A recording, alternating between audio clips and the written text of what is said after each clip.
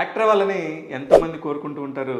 Actor అయితే ఒక్కసారి screen మీద కనపడేది చాలని చెప్పేసి ఎన్నో లక్షల మంది అనుకుంటూ ఉంటారు. కానీ తాను ఒకటి తెలిస్తే దయ్యం ఇంకోటి తెలిసినట్టు అసలు ఆర్టిస్ట్గా సంబంధమే లేని వ్యక్తులు తరచూ ఇండస్ట్రీలోకి వస్తూ ఉంటారు ఎక్కడో ఒక చోట. ఆ ఒక్క చోట వచ్చి అలా వందల కొద్ది సినిమాలు చేసుకుంటా సినిమాల్లో కంటిన్యూ అవుతా వెళ్ళిపోవటం అనేది వాళ్ళు ఎప్పుడు ఊహించి కూడా ఉండరు.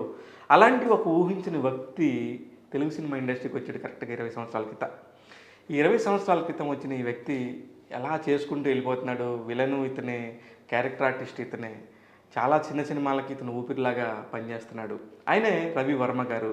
ఆయన ఎప్పటి నుంచో నాకు బాగా తెలుసు. ఆయన ఇంటర్వ్యూ కోసం ఎంతో పోరాడి ఇప్పుడు తీసుకొచ్చిన రీజన్ తర్వాత చెప్తాను మీకు. నమస్తే రవి వర్మ గారు. నమస్తే అండి. Congratulations for your journey of 20 years. Thank you Shiva గారు and congratulations to you too. ఇంచుమించు మన ఇద్దరం ఒక టైంలో స్టార్ట్ చేసాము జర్నీ అండి. అవును. Good to see you so big. Thank you sir. Especially నాకు ఈ క్యారెక్టర్ ఆర్టిస్టులో ఇంటర్వ్యూ చేయాలనుకున్నప్పుడు ఎవరిని చేస్తే బాగుంటుంది అంటే నాకు ఫస్ట్ వచ్చిన పేరు నిజంగా టాప్ 10లో మీరున్నారు సార్. కానీ ఎందుకనో మీకు మిగతా వాళ్ళంత పేరు రాలేదేమో అనేది ఉండింది. అదంతా నేను తర్వాత మాట్లాడతా. కానీ యాక్సిడెంటల్గా మీరు ఎందుకు వచ్చారు ఇండస్ట్రీకి? అసలు 6 పతివ్రతల్లో ఒక హీరోగా మీరు ఎలా సెలెక్ట్ అయ్యారు? మా గురుగారు ఈవీవి గారు సినిమా ఇండస్ట్రీలో మీడియా అందరినీ కూడా సొంత ఫ్యామిలీలాగా చూసేవాళ్ళు. ట్రూ. అందరితో కూడా ఎంతో హ్యాపీగా ఉండేవాళ్ళు. ఆయనతో మీ మొదటి పరిచయం ఎలాగా, అసలు ఏంటి అనేది ముందు అక్కడి నుంచి స్టార్ట్ చేసినాక ఒక్కొక్క క్వశ్చన్ వస్తుంది. ఓకే. యాక్చువల్లీ ఈవీవి గారికి వెళ్ళే ముందు మై జర్నీ ఈజ్ నేను సింగపూర్లో చదువుకుని అక్కడే జాబ్ చేస్తున్నాను. సో అప్పుడు ఈ ఐటీ బూమ్ అన్నది స్టార్ట్ అయింది ఫుల్ ఫ్లెజ్గా. AS400 అని Y2K అని స్టార్ట్ అయింది. సో ఆ టైంలో నేను కంపేర్ చేసుకుంటే నేను చేస్తున్న జాబ్ కంటే ఐటీ వాళ్ళు only 5 day job. So Saturday Sunday వాళ్ళకి హాలిడే, నాకైతే సాటర్డే కూడా ఆఫీస్ ఉండేది. సో ఇవన్నీ చూసి వాళ్ళు నాకు డబుల్ శాలరీ వచ్చేది. ఈ లైఫే బాగుంది కదా, 8 o'clock వెళ్తున్నాడు, 6కి వచ్చేస్తున్నాడు, మేము వెళ్తున్నాం వర్క్ అయ్యే వరకు ఆఫీస్లో ఉండిపోతున్నాం, ఇంత స్టూడియోస్ జాబ్ చేస్తున్నాం కదా, దీంట్లో షిఫ్ట్ అయితే ఎలా ఉంటుంది. అండ్ దీనికంటే ఏంటంటే మన హైదరాబాద్ నుంచి క్యూ కట్టేవారు జనాలు. సో ప్రతి ఒక్కళ్ళు ఏదో కంప్యూటర్ కోర్స్ చేయడం వచ్చేయడం, అక్కడ చూస్తే వాడికి ఇంగ్లీష్ మాట్లాడడం రాదు, వాడు ఏం పర్ఫామ్ చేయలేకపోతాడు. వాడి ఇంటర్వ్యూస్ అసలు ఆ సబ్జెక్ట్ తెలియని నేనే చేస్తూ ఉండేవాడిని. ఎందుకంటే వాడు ఎవడో క్వశ్చన్ అడిగితే వీడికి చెప్పడం, వీడికి చెప్పింది మళ్ళీ నేను వాడికి చెప్పడం. సో అలాగా ఇవన్నీ చూసాం. నేను ఎందుకు కాకూడదు అన్నట్టుగా మీరు అందరూ ఎక్కడ నేర్చుకున్నారంటే అందరూ హైదరాబాద్ చెప్పారు. ఇదే కోర్స్ నేను సింగపూర్లో చేయాలంటే అది అప్పుడులో ఒక 40,000-50,000 అయిపోతుంది, విచ్ ఇస్ వెరీ ఎక్స్పెన్సివ్. అదే ఇండియాలో 5,000-6,000 అయిపోతుంది. అండ్ ఇక్కడ ఏంటంటే ఇక్కడ టీచింగ్ మెథడ్స్, మన ఇండియన్ టీచింగ్ మెథడ్స్ కొంచెం డిఫరెంట్ ఉంటాయి అండ్ ఈజీగా ఉంటాయి, మన బుర్రలోకి బాగా ఎక్కుతాయి. అక్కడ అంత టీచింగ్ మెథడ్స్ ఇంత మనకి ఇండియాలో చెప్పినట్టుగా రుద్ది చెప్పడం అన్నది ఉండదు. ఓకే. సరే, నేను అప్పటికే ఆల్మోస్ట్ 6 years అయిపోయింది సింగపూర్లో ఉండి. సరే, ఒక బ్రేక్ తీసుకున్నట్టు ఉంటుంది, ఒక 5-6 months ఇండియా వెళ్ళి మొత్తం కోర్సులు అన్నీ నేర్చుకుని వెనక్కి వద్దామన్న ప్లాన్ తోటి H1 పేపర్స్ పంపించేసాము. ప్రాసెస్ జరుగుతుంది. సరే, వచ్చి మన అమీర్పేట్ కొన్ని ఇన్స్టిట్యూషన్స్లో ప్లాన్ చేసాము. అండ్ ఆ టైంలో పంజాగుట్టలో there was one good institution, దాంట్లో ఎవరో సజెస్ట్ చేశారు, అక్కడికి వెళ్ళి జాయిన్ అయిపోయా, కోర్స్ చేస్తున్నా. ఈ ప్రాసెస్లో నా చైల్డ్హుడ్ ఫ్రెండ్ ఒకడు, వాడు వైజాగ్ సత్యానంద్ ఇన్స్టిట్యూట్లో యాక్టింగ్ కోర్స్ చేసి he is a batchmate of Prabhas. So Prabhas వాళ్ళందరితోటి కలిసి చేసిన వ్యక్తి అనమాట. సో అతను రామరాజు. ఓకే. సో అతను వచ్చి ఆల్రెడీ సినిమాల్లో శ్రీ ఆంజనేయ అన్న మూవీ చేయడంలో ఆ ట్రయల్స్లో అట్లా ఉన్నాడు. సో ఈ శ్రీ ఆంజనేయ అన్న షూటింగ్ చాలా సంవత్సరాలు నడిచింది, ఆల్మోస్ట్ సంవత్సరాలు కాదు, ఆల్మోస్ట్ 1.5 years. సో అంటే అప్పట్లో ఏంటంటే ఎప్పుడు చూసినా ఇటు షూటింగ్ అంటున్నాడు, కొన్ని రోజులు అన్నవరం దగ్గర అంటాడు, కొన్ని రోజులు హైదరాబాద్ అంటాడు అని చెప్పి 1-2 సార్లు వెళ్ళి షూటింగ్ చూడడం కూడా జరిగింది. ఫస్ట్ టైం చూసినప్పుడైతే భయపడ్డా, ఏంటి ఇంత కష్టం ఉందా. ఎందుకంటే వీళ్ళందరికీ అంటే శ్రీ ఆంజనేయుడి యొక్క బలం చూపించడానికి ఒక్కొక్కరిని గుద్దితే ఎక్కడో వెళ్ళి పడిపోవాలి. ఒక చెట్టు మించి వదిలేస్తే అలా తిరుగుతూ ఆల్మోస్ట్ ల్యాండ్ అయ్యే టైంలో బ్రేక్ చేసేవారు, అంటే రోప్స్ కట్టి. అమ్మా, ఇంత రిస్క్ వద్దురా బాబు, ఎందుకు నువ్వు అని నేను అనేవాడిని. అటువంటి వ్యక్తిని అనుకోకుండా ఏదో ఒక ఆడిషన్కి మనోడు వెళ్ళడం. సో మేము అందరం ఒకే రూమ్లో ఉండేవాళ్ళం. ఓకే. నన్ను కొంచెం అక్కడ డ్రాప్ చేయరా అని వాడు అడగడం, నేను నన్ను డ్రాప్ చేసి వెళ్ళిపోతుంటే మళ్ళీ ఫోన్ చేసి నాకు అయిపోతుంది అంటారా 5 minutesలో వెయిట్ చేయను. నేను వెయిట్ చేస్తున్న టైంలో లోపల నుంచి ఒక ఏడీ వచ్చి నెక్స్ట్ అని పిలిచారు. అంటే నేను అటు ఇటు చూసుకున్నా ఇక్కడ ఎవరు లేరు నా పక్కన, ఏంటి పరిస్థితి, నేనైతే దీనికి రాలేదన్నాను. దానికి ఉంది ట్రై చేయన్నారు. మా ఫ్రెండ్ ఏమో ట్రై చేయరా అన్నాడు. సరే కదా అని లోపలికి వెళ్ళి ఒక చిన్న ఆడిషన్లా జరిగింది. That happen to be an add for Airtel. Okay. Tirupati కొండలో నాకు సాంగ్ వచ్చింది అప్పట్లో. ఆ ఎయిర్టెల్ యాడ్లో నేను సెలెక్ట్ అయిపోయాను. ఓకే. మీకు అసలు సంబంధం లేకుండా. అండ్ నా అదృష్టం ఏంటంటే అప్పట్లో చాలామంది హైదరాబాద్ టాప్ మోస్ట్ మోడల్స్ వీళ్ళందరూ చేశారు. వాళ్ళందరికీ వైడ్స్ పడ్డాయి, నా ఒక్కడికే క్లోజ్ పడ్డది. సో బాగా రిజిస్టర్ అయింది యాడ్లో. ఓకే. ఓకే. సో ఈ రిజిస్టర్ అవ్వడం, నన్ను నేను చూసుకోవడం, చుట్టుపక్కల మా ఫ్రెండ్స్ వీళ్ళందరూ అరే నువ్వు ట్రై చేయరా అని they all forced me to go and join in Satyananda institute. Okay. సరే ఆయన దగ్గరికి వెళ్దాం అనుకున్నప్పుడు అసలు ఏంటి ఇండస్ట్రీ ఏంటి అన్నది చూస్తుంటే నేను ఎప్పుడు రామ్ గోపాల్ వర్మకి పెద్ద ఫ్యాన్, ఆయన ఫిల్మ్ మేకింగ్కి. సరే ఇలాంటి ఫిల్మ్ మేకింగ్ అయితే ఓకే, కొంచెం బాగుంటుంది అని ఆయన దగ్గరికి వెళ్ళినప్పుడు ఆయన డైరెక్షన్ అండ్ యాక్టింగ్ రెండు నేర్పుతున్నానంటే నాకు డైరెక్షన్ మీద ఇంట్రెస్ట్ ఉండి సార్ నేను రెండు నేర్చుకుంటానన్న. సరే అన్నారు. ఒక యాక్చువల్లీ ఇన్ఫ్యాక్ట్ నాకంటే ఆయన నన్ను కన్విన్స్ చేశారు. ఓకే. సత్యానంద్ గారు అంటే మా ఫ్రెండ్ ఏంటంటే ఆయనకి మరి ఫీజే ఇవ్వాలి, చాలా ఎక్కువ అవుతుంది, ఇప్పుడు ఎందుకు నాకు టైం వేస్ట్, నేను కోర్స్ చేసుకుని వెళ్ళిపోదాం అనుకుంటున్నాను కదా అన్న ప్రాసెస్లో అసలు వెళ్ళి కలుద్దాం అని వెళ్ళిన అతన్ని నన్ను కూర్చోబెట్టి ఆయన ఎలాగైతే మెస్మరైజ్ చేశారో ఆయనతో ఒక మాట చెప్పారండి. అది ఎందుకో తెలీదు, ఆయన నోట్లోంచి వచ్చింది అది. బాబు ఇలా నేను అందరికీ చెప్పనమ్మా, ఎందుకో నాకు అనిపిస్తుంది నీకు వెనకాల ఎవరో లేరు ఇండస్ట్రీలో, కానీ నువ్వు క్లిక్ అవుతావు. టేక్ మై వర్డ్, ఒకరోజు నువ్వే వచ్చి నాకు గురుదక్షిణ ఇస్తావన్నారు. సూపర్ అని చాలా నామినల్ దీనికే నన్ను తీసుకున్నారు. ఆయన పర్సనల్ ఇంట్రెస్ట్గా నన్ను ట్రైన్ చేసి పంపించారు. ఆ ట్రైనింగ్లో నాతో పాటు వచ్చిన వ్యక్తి ఇంకొక వ్యక్తి ఎవరంటే మన రాధాకృష్ణ. ఓకే. ఈ జిల్ మూవీ అండ్ రాధేశ్యామ్ డైరెక్టర్ ఇద్దరం ఒకే బ్యాచ్ నుంచి వచ్చామన్నమాట. సూపర్. అలా రావడం ఇన్స్టిట్యూట్లో చేస్తుండగానే ఇక్కడ నాకు హైదరాబాద్ నుంచి నాకు తెలిసిన వాళ్ళు ఎవరో వాళ్ళ ఫ్యామిలీ ఫ్రెండ్స్ ఎవరో ఒక టెలివిజన్ సీరియల్ అది తీస్తున్నారని వాళ్ళు నాకు కాల్ చేయడం, ఎలా ఉంటాడంటే బాగానే ఉంటాడు అని చెప్పడం, నా ఫోటోలు పంపించడం. ఆల్రెడీ అక్కడ ఇన్స్టిట్యూట్లో చేస్తుండగానే ఇక్కడ సెలెక్ట్ అయిపోయాను. ఓకే. ఓకే. అంటే తన్నుకు వచ్చేసింది అంతే. ఈ ప్రాసెస్లో ఇక్కడికి వచ్చాను కానీ నాకు డైరెక్షన్ మీద ఇంట్రెస్ట్ ఎక్కువయ్యి యాక్టింగ్ వద్దురా, మనకి యాక్టింగ్ కాదు మనం డైరెక్షన్ చేద్దామని చెప్పి కోర్స్ చేసి వచ్చి ఆర్జీవీ దగ్గర జాయిన్ అవ్వాలి అసిస్టెంట్ డైరెక్టర్ కింద అని చెప్పి వెళ్ళడం జరిగింది. అప్పటికే ఆర్జీవీ ఫీవర్ ఫుల్ నడుస్తుంది. అప్పుడు ఏంటిది మధ్యాహ్నం హత్య, మాయం అంటే గాయబ్ అని హిందీలో తీశారు. అదంతా ఇక్కడ ఆఫీస్ పెట్టి మళ్ళీ ఆయన తెలుగులో ఫుల్ ఫ్లెడ్జ్గా స్టార్ట్ చేస్తున్నారు. మళ్ళీ వెళ్ళి బ్యాక్ టు ముంబై నుంచి వెనక్కి వచ్చి. సో అరే ఇది ఏదో ఆయన దగ్గర జాయిన్ అయితే బాగుంటుంది అని చెప్పి వెళ్ళి ఆఫీస్లో సుబ్బరాజు గారిని ఒక ఆయన ఉండేవారు, ఆయన సుబ్బరాజు గారిని అడిగి ఆయన రిక్వెస్ట్ చేస్తే ఆయన అసలు మొత్తం మా కజిన్స్ ఆల్రెడీ చెప్పేశారు ఆయనకి, ఇటు సోన్స్ జాబ్ చేసేవాడు అక్కడ అన్ని మానేజ్ ఇప్పుడు సినిమాలు అంటున్నాడు అని. ఆయన పెట్టిన ఆల్మోస్ట్ గంటన్నర క్లాస్ పీకారు. ఎందుకురా నీకు అవసరమా వద్దని. అది టైం అండి, కరెక్ట్గా అదే టైంలో జేడీ చక్రవర్తి గారు వచ్చారు.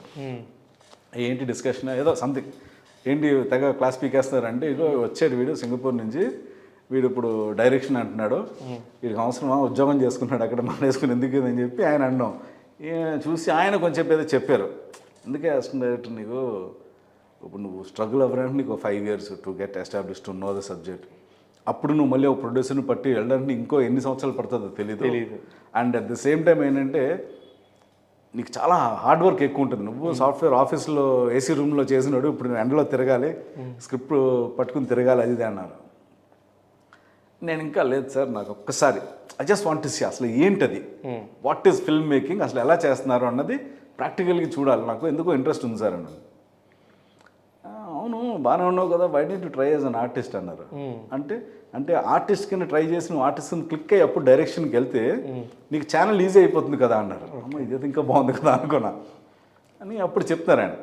ఈవీ గారు కొత్త సినిమా ఒకటి ప్లాన్ చేస్తున్నారు, యాక్చువల్లీ 6 పెద్ద హీరోలతో చేయాల్సింది, ఇంక్లూడింగ్ నేను, జగపతి బాబు గారు, మన శ్రీకాంత్ గారు అందరూ చేయాల్సింది. ఇప్పుడు కొత్త వాళ్ళతో వెళ్దాం అంటున్నారు. They otherwise looking for new face, వీళ్ళు ట్రై చేయొచ్చు కదా అన్నారు.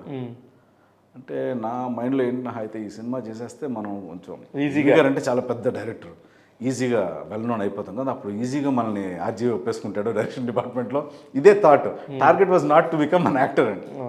అంటే నేను ఏ డైరెక్టర్ దగ్గరికి వెళ్ళినా సరే ఆయన నన్ను యాక్సెప్ట్ చేస్తారు కదా, బికాజ్ నోన్ ఫేస్ కదా, సరే వై నాట్ అని. సరే ఏం చేయాలి సార్ అని ముందు వెళ్ళి పోర్ట్ఫోలియో చేయించన్నారు. పోర్ట్ఫోలియో అంటే మరి ఎవరి దగ్గరికి వెళ్ళాలంటే ఎందుకు నేను కాల్ చేస్తానని చెప్పి మన కృష్ణుడికి కాల్ చేశారు. కృష్ణుడి ఫేసెస్ అని స్టూడియో ఉండేది. అంతా చూడండి, అంటే అందరూ ఇక్కడే ఉన్నారు ఇండస్ట్రీలోని. ఆ టైంకి నేను ఎందుకు వెళ్ళానో తెలియదు, మొత్తం నన్ను మార్చేశారు. కానీ మీరు ఒకటి గమనించాలి, మీకు తెలిసి చేశారో తెలియజేశారో కానీ మీరు చెప్పిన ప్రతి పేరులో, మీరు కలిసిన ప్రతి మనిషిలో ఒక వర్మనో ఒక రాజునో ఇంకొకళ్ళు మీరు ఒక వర్మనో, ఇలాగా అందరూ మీరు ఒక కేటగిరీ లాగా మీరు చేసిన ఆఖరికి ఇన్స్టిట్యూట్ కూడా ప్రభాస్ చేరాడు కాబట్టి సత్యనారాయణ దగ్గర చేరటము అంటే అదే లేదు, మీకు తెలియకపోవచ్చు, మీరు ఆలోచించారో లేదో నాకు తెలియదు. ఇప్పుడు మీరు చెప్పిన కృష్ణుడు కానీ, అవును, రామ్ గోపాల్ వర్మ కానీ, సుబ్బరాజ్ కానీ, మీరు చెప్పిన వాళ్ళు అందరు కూడా దాదాపు. సుబ్బరాజ్ అంటే ఆర్టిస్ట్ సుబ్బరాజ్ కాదండి, అదే సుబ్బరాజ్ గారు. అవును సార్, నాకు తెలుసు, మీకు తెలుసా, మీకు తెలియకుండా ఉంటుంది. అందుకని చెప్తున్నా, అంటే మీకు తెలిసి జరిగిందో ఇదంతా తెలియక జరిగిందో నాకు తెలియదు, కానీ మీరు అట్లా మొత్తం ఒక రాజుల కాంబినేషన్ అయితే ఎత్తుక్కున్నారు. అంటే ఇప్పుడు దాకా అసలు ఆలోచించలేదు, కానీ ఎందుకంటే ఉయ్యాల జంపాల కావచ్చు, అవును, విరించి వర్మ అంటే వీళ్ళెవరూ నాకు ముందు పరిచయం కాదండి. వీళ్ళు ఏదో క్యాష్ ఫీలింగ్ వల్ల నన్ను తీసుకోలేదు, టు బి ఆనెస్ట్. నేను కానీ ఏంటంటే ఎస్ ఏమో వర్కౌట్ అయింది. ఇక్కడ క్యాష్ ఫీలింగ్ ఉంటే ఎక్కడ దాకా వెళ్ళాలంటే అక్కడ దాకా వెళ్తాం. అంతేనండి. మీరు నిజంగా ఆర్టిస్ట్ కాబట్టి ఇక్కడ దాకా వచ్చారు, ఇంత మాట్లాడుకుంటున్నాం, ఇంత జరిగింది. కానీ నా ఉద్దేశంలో మాత్రం మీరు ఇప్పుడు ఒకసారి ఆలోచించండి, ఖచ్చితంగా మీకున్నా లేకపోయినా అవతల వాళ్ళకు ఉందేమో, ఇంకొకళ్ళకు ఉందో, ఏదో ఒకలాగా జరిగి మొత్తానికి రాజుల కమ్యూనిటీ ఫీలింగ్ అయితే తీసుకొచ్చారు సార్. కాదు, మీరు చెప్పిన లాజిక్ ఇప్పుడు దాకా అయితే నేను నోటీస్ చేయలేదు, బట్ ఎస్ ఏమో ఇప్పుడు నాకు మళ్ళీ మీరు నా క్వశ్చన్స్లో కూడా ఉయ్యాల జంపాలకి చాలా ప్రామినెంట్ ప్లేస్ ఉంది. ఆ డైరెక్టర్ విరించి వర్మ, అవును, అలాగే అలాగే స్వామిరార డైరెక్టర్ సుధీర్ వర్మ. అంటే అంటే మీకు తెలుసో లేదో నాకు తెలీదు, నాకు ఈ క్వశ్చన్ లేదు అసలు. అవును, మీతో మాట్లాడుతుంటే మీరు ఫస్ట్ కల్పించిన మనుషులు బట్టి మేబీ ఉండొచ్చు, తప్పే ఉంది అనిపించింది నాకు. సరే, మొత్తానికి వర్మల ప్రపంచానికి అలా అంటే కనెక్ట్ అయిపోయారు. వర్మ దగ్గర శిష్యుడి కింద జాయిన్ అవ్వాల్సిన వాడిని ఈవీవి గారి దగ్గర హీరో అయిపోయాను.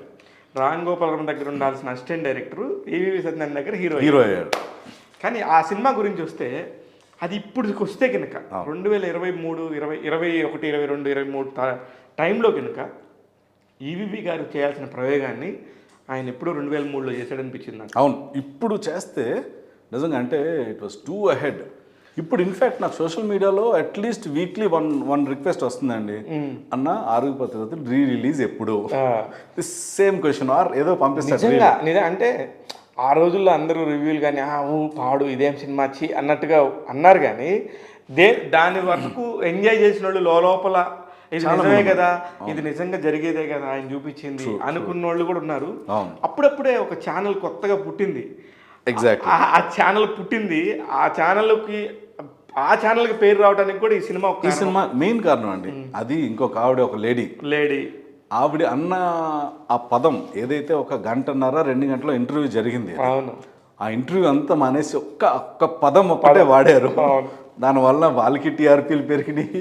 ఒక్కసారిగా ఆ ఛానల్ ఉంది మార్కెట్లో అనేది ప్రపంచం అందరికి తెలిసిపోయింది.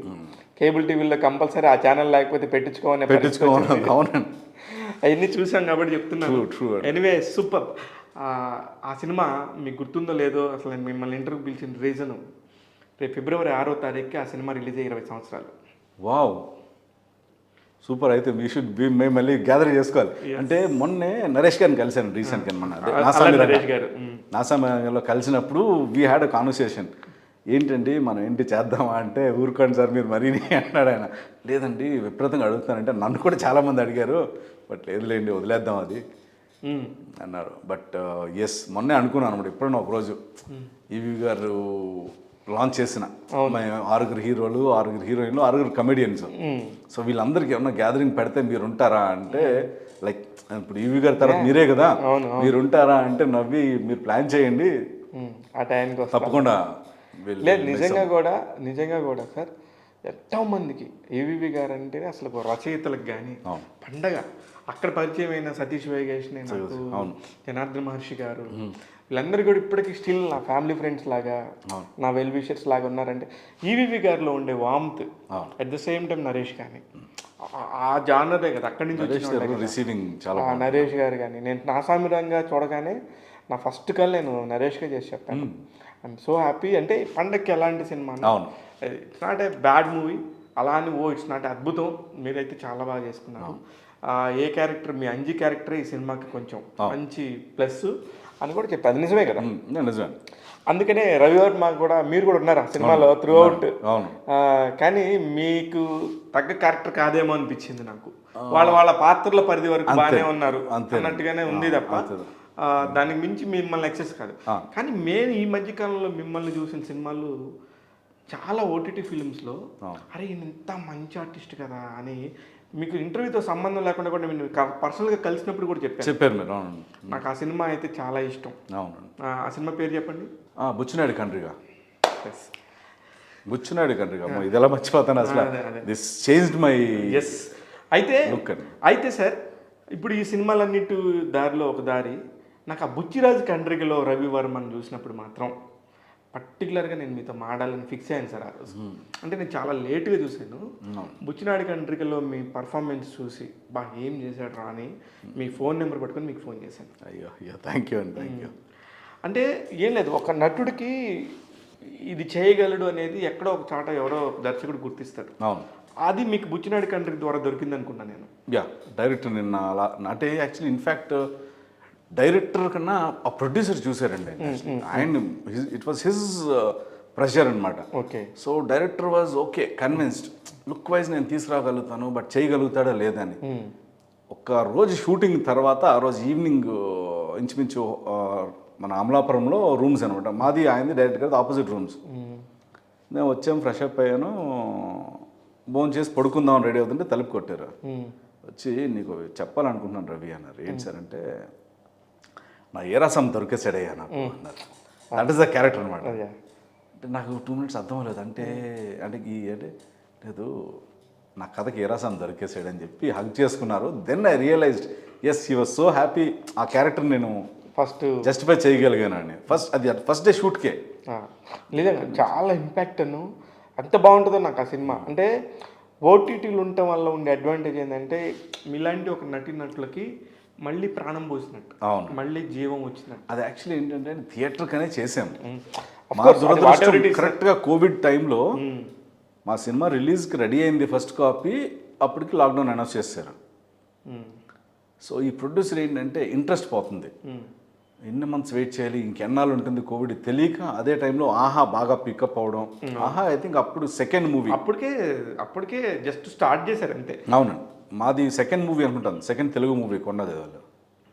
సో లేదు అప్పుడప్పుడే చిన్న స్టార్ట్ చేస్తున్నారు వాళ్ళు. అవును, కొత్తగా మాకంటే ముందు కలర్ ఫోటో వచ్చినట్టుంది, కలర్ ఫోటో తర్వాత నెక్స్ట్ మా మూవీ అట్లాగే స్టార్ట్ చేశారు. కాకపోతే నాకు మీరు స్టార్ట్ చేయడం ఇంటర్వ్యూ సింగపూర్ నుంచి స్టార్ట్ చేశారు. నాకు తెలిసి కాకినాడ అబ్బాయి మీరు. పుట్టింది కాకినాడ. ఆ కాకినాడ అబ్బాయి ఏం చదువుకున్నాడు ఒకసారి, మీ ఫ్యామిలీ బ్యాక్గ్రౌండ్ ఏంటి? Well my grandparents are from Kakinada and basically. నేను పుట్టింది కాకినాడ. కాకినాడ పుట్టిన తర్వాత ఒక 1 year 2 years యానంలో ఉన్నాం, మా ఫాదర్ బిజినెస్ దీని మీద. తర్వాత వైజాగ్ షిఫ్ట్ అయిపోయాం. సో ఫస్ట్ స్టాండర్డ్ నుంచి ఆల్మోస్ట్ ఇంటర్ వరకు వైజాగ్. ఓకే. ఇంటర్ తర్వాత advance diploma in mechatronics and specialisation in robotics Singapore. Direct Singapore వెళ్ళిపోయారు? సింగపూర్ వెళ్ళిపోయాను. ఇంటర్మీడియట్ తర్వాత వెళ్ళిపోయాను. అంటే అప్పటికి నా ఫ్రెండ్స్ ఆల్రెడీ అక్కడ వెళ్ళి జాబ్ చేస్తున్నాడు అండ్ చదువుతున్నాడు. అదే సేమ్. దిస్ ఈస్ ఫర్ 98, 97 95 వెళ్ళాను. 95 March changed my life entirely అండి. 30 years అయిపోతుంది. ఓకే. సో వెళ్ళి జాబ్ అండ్ స్టడీస్ బోత్ చేసాం. దాని తర్వాత కంప్లీట్ స్టడీస్ కొన్ని రోజులు చేశాను. తర్వాత మళ్ళీ ఫీజు కట్టుకోవడానికి ఇబ్బంది అవుతుంది, మళ్ళీ జాబ్ చేస్తూ చదువుకున్నా. అలాగ ఒక 6.5 years ఉన్నాను సింగపూర్లో. అయితే నేను ఒకటి బాగా మీ గురించి మాట్లాడదాం అనుకున్నప్పటి నుంచి ఒకటి ప్రాక్టీస్ చేస్తున్నాను. Ramakrishna Muralimohan Ravi Raj Kumar. Yes, my father, the reason for my existence. అదే ఆ పేరు వెనకాల ఉన్న రహస్యం ఏంటి? అట్లా అంత పెద్ద పేరు, పొడుగు పేరు ఎందుకుంది? అంటే యాక్చువల్లీ మా యాన్సిస్టర్స్, అంటే మా గ్రాండ్ ఫాదర్ దగ్గర నుంచి, గ్రేట్ గ్రాండ్ ఫాదర్ దగ్గర నుంచి ఈ పేరు అన్నది చాలా పెద్దది ఉంటుంది. అండ్ రవి రాజ్ కుమార్ అన్నది ఎందుకో నాకు ఈ మధ్య తెలిసింది. అది మా ఫాదర్ బ్రదర్స్ కానీ వాళ్ళ కజిన్స్ కానీ ఎవరిని అడిగినా సరే వాళ్ళు ఇంత పెద్ద పేరు ఉంటుంది, దాంట్లో రవిరాజ్ కుమార్ అన్నది యాడ్ అవుతుంది. ఓ, వాళ్ళకు కూడా ఉంది? వాళ్ళకు కూడా ఉందండి, చాలా కజిన్స్కి. ఓకే. సో ఈ పెద్ద పేరు అన్నది మరేమో అప్పట్లో ఇంకా యాక్చువల్లీ దాంట్లో కొన్ని మిస్ అయినాయి. ఇంకా ఏదో రాజా బహదూర్ సంథింగ్ అలా ఉండే అనమాట. ఆ టైప్ లో ఉండేవి. బట్ అవి సార్ మీరు చెప్పండి మొత్తం పేరు. నాకైతే రామకృష్ణ మురళీమోహన్ రవిరాజ్ కుమార్ అనేది మీ నాన్నగారి పేరు. రాజా బహదూర్ లేదు అంటే ముందు ఉండేవంట, అవి రకరకాలు ఉండేవి ఇంకానే. సో అలాగా షార్ట్ ఫామ్లో రామకృష్ణరాజు అంటారు. ఓకే. అయితే ఆయన మీరు ఇంత చదివించుకొని సింగపూర్ పంపించి ఇలా వెళ్తున్న టైంలో అప్పటికి ఇంకా నాకు తెలిసి రాజులు అప్పుడప్పుడే కృష్ణరాజు గారు ఉన్నారు, తర్వాత ప్రభాస్ రాజు గారు, ఒకసారి రామ్ గోపాల్ వర్మ గారు. అండి ఈ పేరు కొంచెం అండి, ఇంకొక ఆయన ఉన్నారు కదండి, ఆయన కాకినాడ, ఆయన కూడా హరినాథ్ రాజు. సో ఇండస్ట్రీకి వస్తాను అన్న, ఇండస్ట్రీకి వచ్చే ప్లాన్స్ ఉన్న టైంలో my father is always take his example. Okay. So Harinath Raju, నీకు సెట్ అవుతురా, నీలాంటి మెంటాలిటీకి అసలు సెట్ అవుతుంది, నువ్వు మరీ స్ట్రైట్ ఫార్వర్డ్, నువ్వు అసలు ఎందుకు పంచావు ఇండస్ట్రీకి, కొంచెం తెలివితేటలు ఉండాలిరా, అంటే ఎదుటి వాళ్ళని ఎలా పాడేయాలనే తెలివితేటలు ఉండాలి, నువ్వు అలా కాదు ముక్కుసూటుగా వెళ్ళిపోతావు, అలా పనికి రావు అని, ఎందుకు నీకు జాబ్ బాగుంది కదా. సో యాజ్ యూజువల్గా ఒక పేరెంట్ చెప్పేవన్నీ చెప్పారు. బట్ నాకేంటంటేనండి, throughout my life I think Singapore వెళ్ళడం నా డెసిషన్. మా పేరెంట్స్ నో, లేదురా అందరూ ఇంజనీరింగ్ చేస్తున్నారు, నువ్వు అది చేసిన తర్వాతే బయటకు వెళ్ళి అన్నారు. కానీ మీకు అప్పట్లో మెకట్రానిక్స్ అనే దాని మీద ఎందుకు నాలెడ్జ్ వచ్చింది? ఇప్పటికీ స్టిల్ ఇంకా అది ఇంకా కూడా అది ఇంకా నలుగుతూనే ఉంది. అంటే ఇప్పుడు మనకు కొంచెం ఐఐటి ఇంజనీరింగ్లో ఇప్పుడు వచ్చింది. అప్పట్లో కూడా సింగపూర్లో లాంచ్ అయ్యి it was 3 years old. Okay, 3 years old subject. But ఏంటంటే ఈ రోబోటిక్స్ అన్నది ఫ్యూచర్ అన్నది అప్పుడు కొంచెం అర్థమైంది అక్కడికి వెళ్ళిన తర్వాత. ఎందుకంటే అక్కడ నేను పార్ట్ టైం జాబ్ చేయడం కానీ ఇట్లో మనం చూసిన టెక్నాలజీని చూస్తే మనం వే అహెడ్ ఆఫ్ ఇండియా. సో అక్కడ ఏది చూసినా వెళ్ళి ల్యాండ్ అవ్వగానే సింగపూర్ ఎయిర్పోర్ట్ ఏంటిది, నేను ప్రపంచంలో ఉన్నానా లేకపోతే స్వర్గంలోకి వచ్చానా, ఆ టైప్లో ఫీలింగ్ వచ్చిందండి. మన చెన్నై ఎయిర్పోర్ట్లో ఎక్కాము, ఎయిర్పోర్ట్ మనం ఆల్రెడీ చూసాము. ఇక్కడికి వచ్చేటప్పుడు ఎంటైర్లీ డిఫరెంట్. అసలు కిందంతా కార్పెట్, అసలు ఏంటిది అసలు ఏ దేశం ఇది అనుకున్నాం. సో అంత అడ్వాన్స్ అంటే రేపన్న రోజు ఇండియా కూడా ఈ స్టేజ్కి వస్తే మనలాంటి వాళ్ళు రిక్వైర్మెంట్ ఉంటుంది కదా అన్న ప్లాన్ తోటి చదివాను. బట్ ఎస్, అట్లీస్ట్ చదివాం. అదే ఒక నాలెడ్జ్ అయితే వచ్చింది అంతే. ఇప్పుడు సెల్ ఫోన్ వాడాలంటే కూడా మినిమం ఆ నాలెడ్జ్ ఉండాలి. అది క్లారిటీగా చెప్తాను నేనైతే. అయితే ఇప్పుడు 6 పతివ్రతలు మీరు ఫస్ట్ చేసిన మొదటి సినిమా బాక్స్ ఆఫీస్ దగ్గర అసలు అందంగా రాణించలేదు. హీరో అందులో 6 హీరోలు అయి ఉండొచ్చు, 6 లేడీ ఆర్టిస్టులు అయి ఉండొచ్చు, 6 కమెడియన్స్ అయి ఉండొచ్చు. వాళ్ళల్లో మొత్తం మీ వికీపీడియా మొత్తం చెక్ చేస్తే ఒక్క రవివర్మ, ఒక్క చలపతిరావు గారి పేరు మాత్రమే అందులో బ్లూటిక్స్లో ఉన్నాయి. అంటే మిగతా వాళ్ళు ఎవరు లేనట్టు ఎగ్జిస్టెన్స్లో. అంటే అంత ప్రామినెంట్గా లేరు. ఆనంద్ అన్న వ్యక్తి కొంచెం ఉన్నాడు, తను చేస్తున్నారు ఇప్పుడు. వేరే వాళ్ళది లేరని కాదు. అవును, అంటే అదే మీ జర్నీ అయితే జర్నీ. అవునండి, ఇది నాకు ఎందుకో తెలియదండి. ఎంఎస్ నారాయణ గారు నాకు మాట చెప్పేవారు, అరే నా సినిమాలో నిన్ను లాంచ్ చేస్తాను విలన్గా, నా కొడుకుని హీరోగా లాంచ్ చేస్తాను రా, విక్రమ్ గారి సంగతి నాకు తెలియదు కానీ నువ్వు ఉండిపోతారా, నువ్వు ఉంటారా ఇండస్ట్రీలో, నీకు ఆ ఫ్యూచర్స్ ఉన్నారా అనేవారు. ఆయన ఒక die hard fan of Pran. So అప్పుడు నన్ను చూసినప్పుడల్లా నువ్వు ప్రాణ్ లాగా ఉంటారా, యంగ్ ఏజ్లో ప్రాణ్ అలా ఉంటాడు అలాగే ఉంటావురా అనేవారు.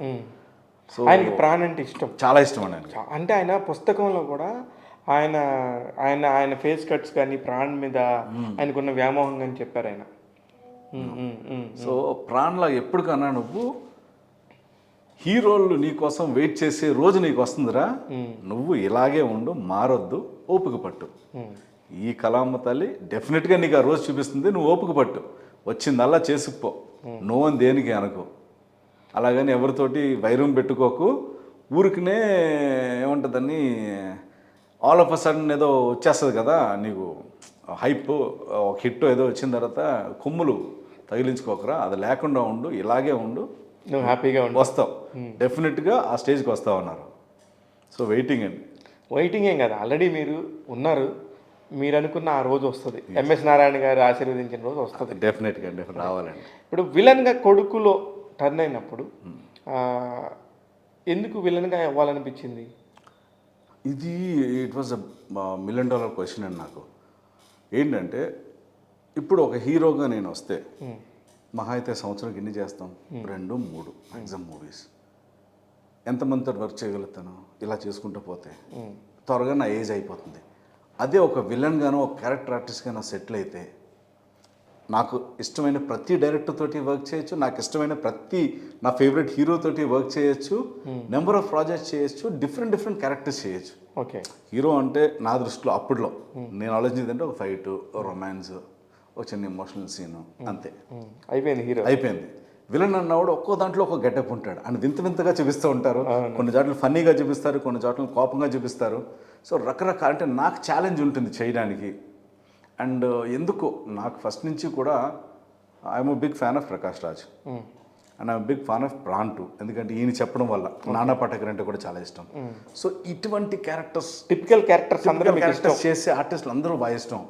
సో వై నాట్, ఇలా ఉంటే మనకు స్పాన్ ఎక్కువ ఉంటుంది. అండ్ నాకు వెనకాల ఎవరు లేరు. ఇది ఒక లాజికల్ క్వశ్చన్. సగం మీకు నేను అసలు మిమ్మల్ని గురించి ఆలోచించడానికి కూడా మీరు కూడా ఏమన్నా నెపో కిడ్డా ఎక్కడి నుంచైనా వచ్చారా? తప్పు కూడా కాదు సార్, అందరూ అలా అన్ని నెపో కిడ్లు అంటున్నారు, కానీ ఎంతమంది నెపో కిడ్స్ ఇక్కడ సక్సెస్ అయ్యి అది తప్పు మాట అసలు. అది ఎవరి దగ్గర విషయం ఉంటే, ఎవరి దగ్గర ఇక్కడ ఫేట్ రాసి ఉంటే ఆవిడ ఉంటాడు, లేకపోతే ఉండరు. కానీ అది అనిపించి మిమ్మల్ని చెక్ చేస్తే మీరు కాదనిపించింది. సో నా చాయిస్ ఏంటంటే ఒక క్యారెక్టర్ ఆర్టిస్ట్ కింద వెళ్తే నాకు నేనే కాంపిటీషన్ ఉంటాను, ఇంకెవరు ఉండరు. మేబీ చాలామంది క్యారెక్టర్ ఆర్టిస్ట్ ఉండొచ్చు, కానీ ఒక్కొక్కళ్ళు ఒక ప్రత్యేకత ఉంటుంది కదా. ఏదో డైరెక్టర్ ఆ ప్రత్యేకత గుర్తిస్తాడు, నన్ను తీసుకొస్తాడని చెప్పి ఐ చూస్ దట్ అనమాట. కానీ మీరు లేడీస్కి విపరీతమైన ఫ్యాన్స్, బికాస్ మొగల్ రేకులు ఎగ్జాక్ట్. మొగల్ రేకులు అనేది అప్పట్లో అసలుకి ఈవినింగ్ 7-7:30 అయితే ట్రాఫిక్ లేకుండా ఉండేది ఆ రోజుల్లో. అంటే ఖచ్చితంగా ప్రతి ఒక్క స్త్రీ, మగవాళ్ళు కూడా చాలా మంది చూసేవాళ్ళు. మొత్తం family almost 90% of the family members అందరూ చూసేవాళ్ళు. అందులో ఒక చిన్న క్యారెక్టర్ చేసిన వాళ్ళు అయినా కూడా ఇప్పటికీ కూడా స్టిల్ ఎగ్జిస్టెన్స్ లోనే ఉన్నారు. చాలా మంది కూడా, నాకు పవన్, సునీల్ అయి ఉండొచ్చు, చాలా మంది ఆర్టిస్టులు. దానిలో చేయటం వల్ల మీకు ఈ ఫ్యాన్స్ ఇదంతా ఉన్నారా? మిమ్మల్ని గుర్తుపట్టేవాళ్ళు కానీ పెరిగారు, విపరీతంగా పెరిగారండి. అది ఎలా సాధ్యపడింది మీకు? యాక్చువల్లీ జనరల్గా సినిమా చేసిన వాళ్ళు ఆ ఏజ్లో టెలివిజన్కి రారు.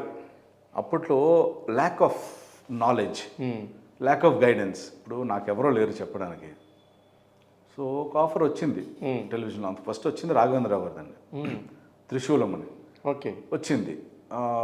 అది యాక్చువల్లీ ఏంటంటే జీ తెలుగు లాంచ్ అవుతున్న స్టార్టింగ్లో ఒక టెలిఫిల్మ్ కింద వచ్చింది.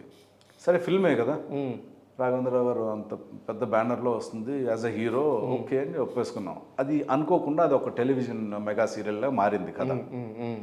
So I continued. ఓకే, నాకు తెలుసున్న సర్కిల్ ఎవరిని అడిగినా సరే first thing is banner, Raghavendra Rao గారు బ్యానర్, కళ్ళు మూసుకుని చేసేయి. సో తెలియకుండా అలా టెలివిజన్లోకి వచ్చాం. ఓకే, ఫస్ట్ వచ్చింది త్రిశూలం అని. ఆ తర్వాత ఒక 2 నెక్స్ట్ ఈటీవీ ఒకటి చేసాము. థర్డ్ ప్రాజెక్ట్ ఇస్ మొగల్ రేకులు.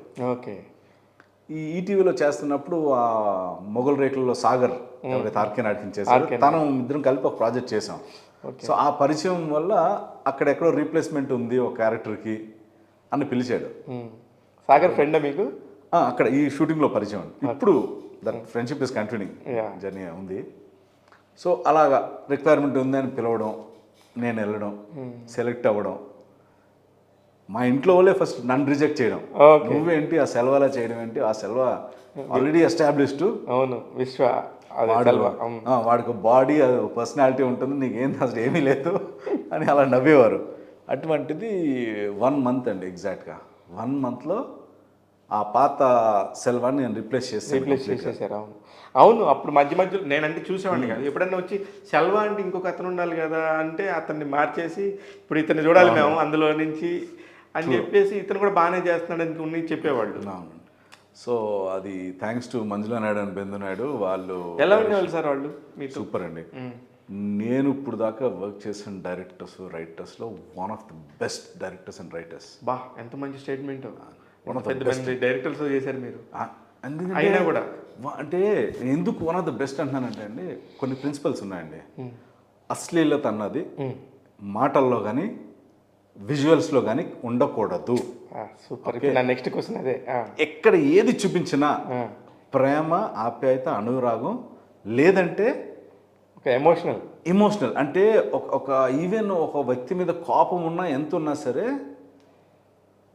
అశ్లీలత ఎక్కడ ఉండకూడదు. కరెక్ట్. సో అలాగా అంటే కొన్ని ప్రిన్సిపల్స్ తోటి రాసిన రైటింగ్ అనమాట అది. కరెక్ట్. చాలా బాగా రాస్తారు బెందు నాయుడు గారు. అద్భుతంగా రాసేవారండి డైలాగ్స్.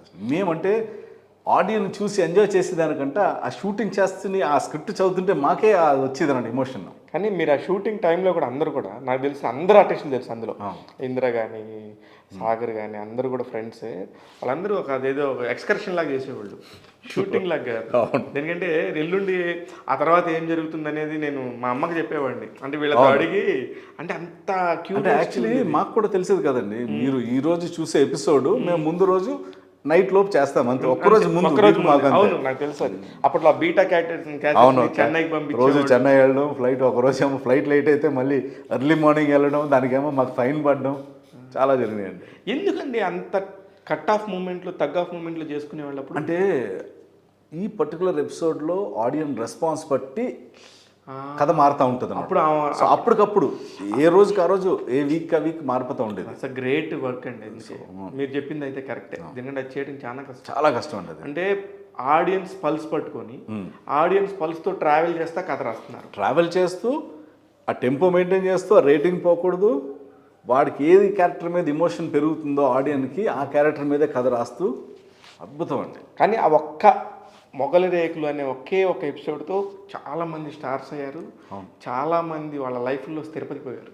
అవునండి. డెఫినెట్గా అండి. నాకు ఈ మొగలి రేకులు చేస్తుండగానే నా మ్యారేజ్ అయింది, పిల్లలు పుట్టేశారు. నేను హౌస్ ఇల్లు కొనుక్కొని వేరే ఇంటికి వెళ్ళిపోయాను. సో ఇన్ని అంటే ఆల్మోస్ట్ లైక్ 5 years చేసామండి. 5 years చేశారు.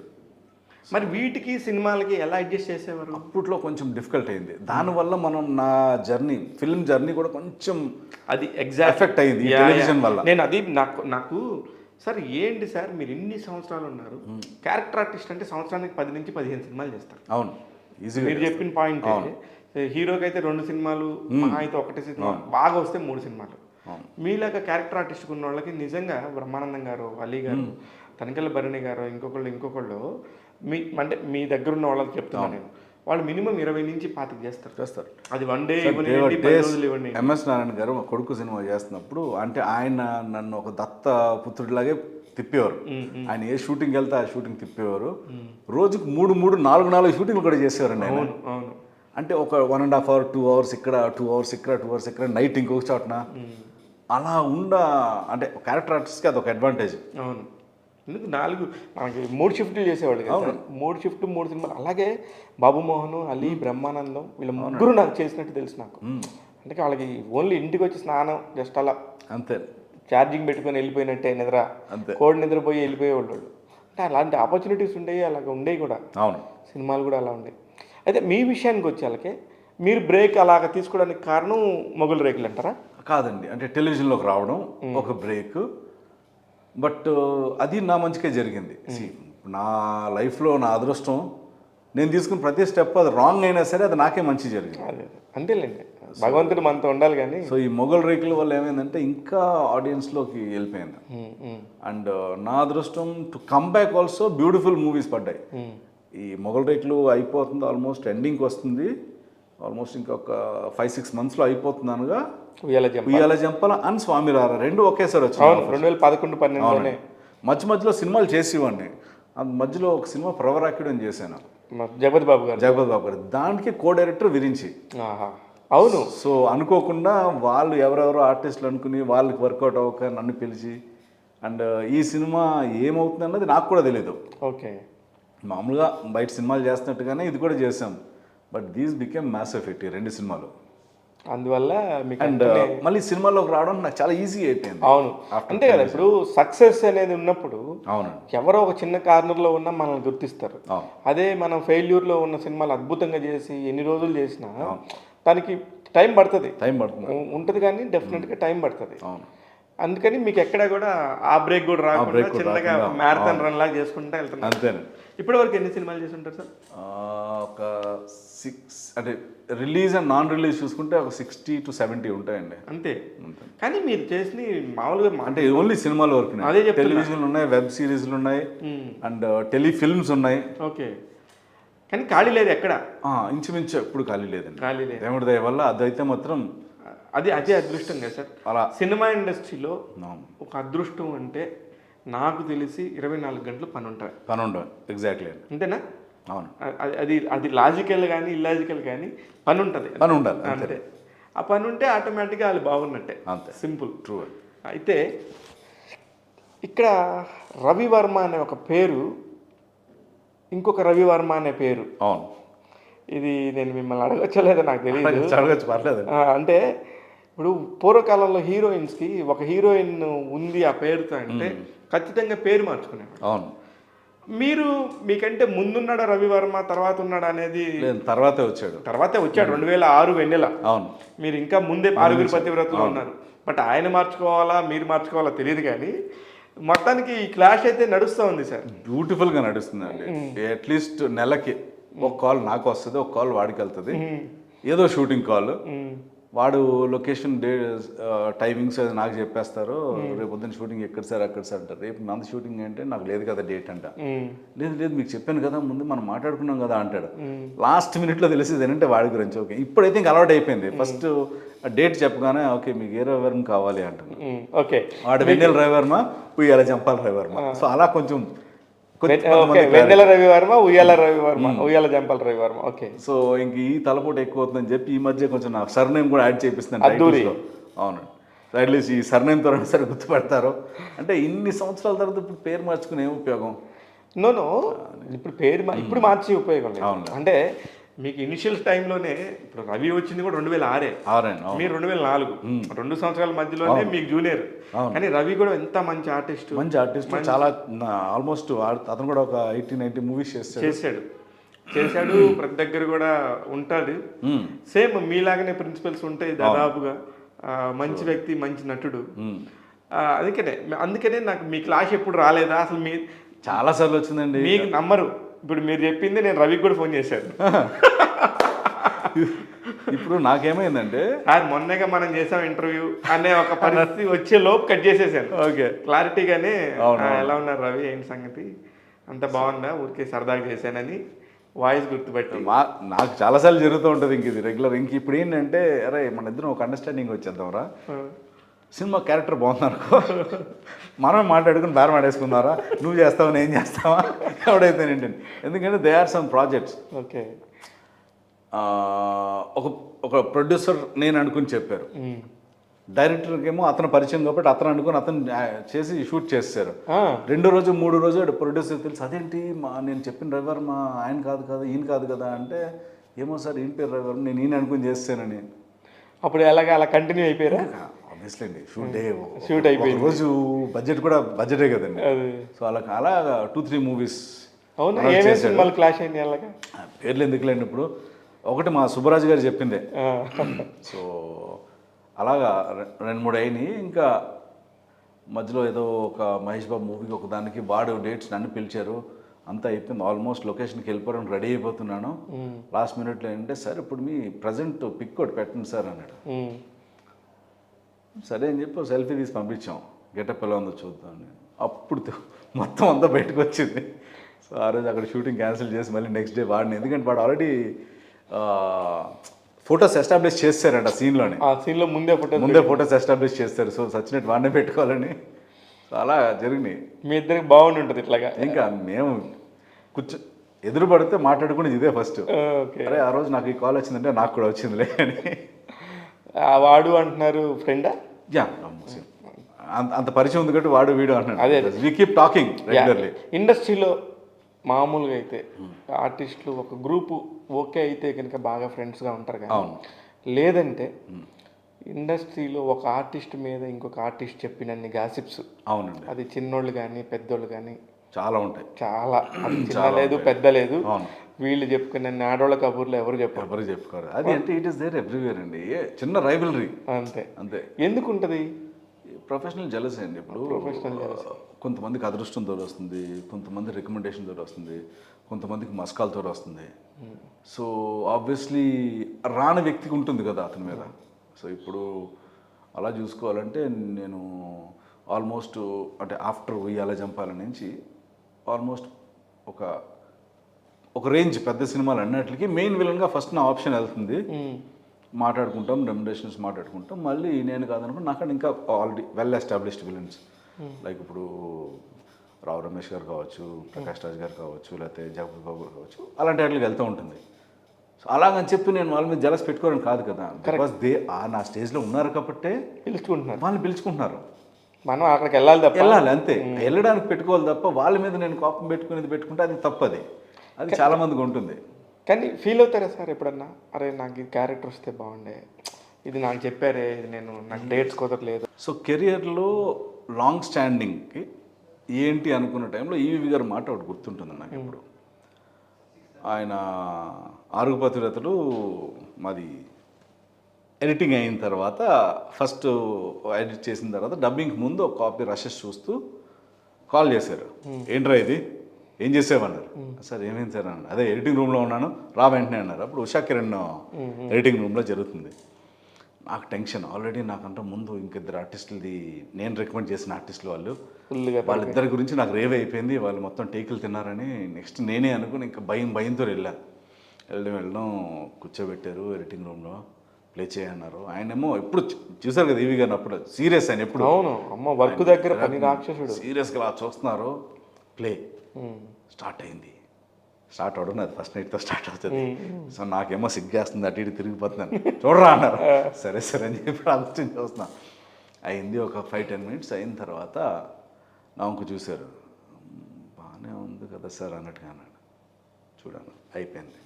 ఎలా అయిందిరా అన్నారు.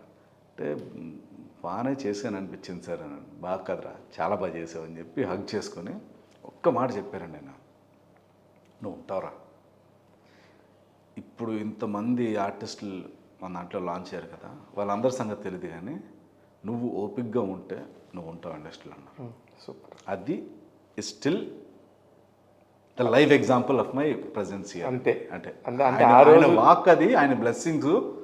అంటే ఈవి గారి బ్లెస్సింగ్స్ ఇప్పుడు ఎంతమంది ఇలా అద్భుతంగా ఉన్నారంటే, ఎంతమంది సార్, మొత్తం మనకు తెలిసిన most of the comedians, character artist, writers అందరూ ఆయన స్కూల్ నుంచి వచ్చారు. అవును, ఎంతమంది అసలు కమెడియన్స్ అనే పేరు అవును ఈవి సత్యనారాయణ గారు లేకపోతే ఈ జనరేషన్ పిల్లలు చాలా కష్టం. ఈరోజు వాట్స్ ఓవర్ ఈ టీవీలో వస్తున్న కామెడీ అన్నీ కూడా అక్కడి నుంచి పుట్టినవే కదా. అవును అవును, అక్కడే ఫస్ట్ ఓనమాలు దిద్దుకొని ఇవాళ రూపాంతరాలు చెంది అసలు దానికి వెళ్ళలేకుండా పోయి. కానీ బూత్ ఎక్కువైపోతుంది సార్ ఈ మధ్య. ఈ మధ్య ఓటీటీలు వచ్చినప్పుడు, ఇప్పుడు మీరు అలాంటి క్యారెక్టర్స్ వచ్చినాయి, మీకు వచ్చింది అనుకుంటాం. లేదండి, నేను నాకు కొన్ని ప్రిన్సిపల్స్ ఉన్నాయి యాజ్ అన్ ఆర్టిస్ట్గా, ఓకే, యాజ్ అ ఫాదర్గా, ఓకే, యాజ్ అ సిటిజన్గా. నాకేంటంటే అశ్లీలత ఉన్నవి దాన్ని సున్నితంగా చూపించగలిగే దర్శకులు ఉంటే తప్ప చేయన ప్రాజెక్ట్. అలాంటి ఓటీటీలో చాలా రిజెక్ట్ చేశాను నేను. సార్ మీకు దీంట్లో రేపు ఉంటుంది, మీరు వెళ్ళండి అమ్మాయిని ఇలా బట్టలు చీల్చి అది చేయాలంటే, సారీ సార్ అటువంటి క్యారెక్టర్స్ నేను చేయరా. మీరు ఆర్టిస్ట్ కదా, మీరు అలాంటిదన్నా చేయాలంటే ఆర్టిస్టే సార్. అలాంటి చూపించడానికి నేను ఇష్టపడినా. సో ఇప్పుడు ఒక రేప్ అన్నది